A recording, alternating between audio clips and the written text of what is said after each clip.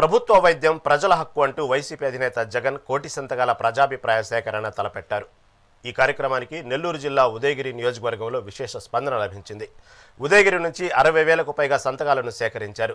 నియోజకవర్గ సమన్వయకర్త మేకపాటి రాజగోపాల్ రెడ్డి వీటిని నెల్లూరులోని పార్టీ ఆఫీసుకు ప్రచార రథంలో తరలించారు. మెడికల్ కాలేజీల ప్రైవేటీకరణ దారుణమన్నారు. కూటమి ప్రభుత్వం చేస్తున్న ఈ చర్యలను తిప్పికొట్టుకునేందుకు ఈ ప్రజాభిప్రాయ పత్రాన్ని గవర్నర్కు అందిస్తామని మేకపాటి తెలిపారు.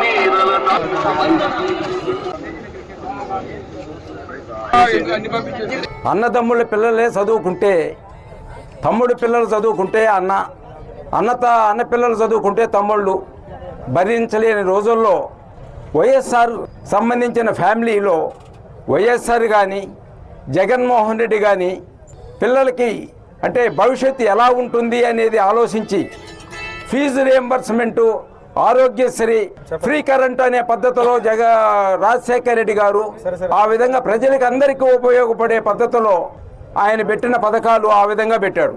ఆయన తర్వాత ఆయన తనయుడు మన ప్రియతమ నేత జగన్మోహన్ రెడ్డి నాడు నేడు అని పెట్టి ఎక్కడ పెట్టినా స్కూల్స్ అన్నిటినీ ఆధునీకరణ చేయించి స్కూల్స్లోనే కాదు వాళ్ళకి సరైన విద్య ఉండాలా అంటే మెడికల్ కాలేజెస్ కూడా పెట్టి ప్రజలకి కొంచెం అందుబాటులో ఉండాలా అనే ఉద్దేశంతో మెడికల్ కాలేజీలు 17 మెడికల్ కాలేజీలు పెట్టించడం జరిగింది. అందులో కొన్ని కనీసం 5 రన్నింగ్లో పెట్టారు, మిగతా 12 కన్స్ట్రక్షన్లో ఉన్నాయి. అటువంటి మెడికల్ కాలేజీలని 17 మెడికల్ కాలేజీలని గవర్నమెంట్ మారిన తర్వాత చంద్రబాబు నాయుడు గారు వాటిని ప్రైవేటు పరం చేయటం ఆలోచనలో ఉన్నాడు.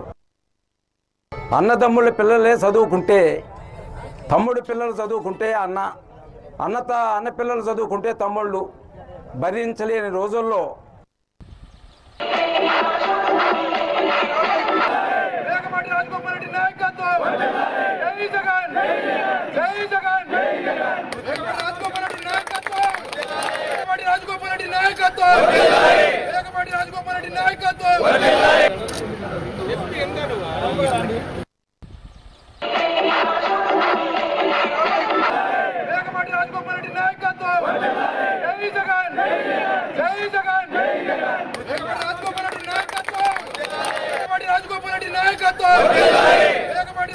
నాయకత్వం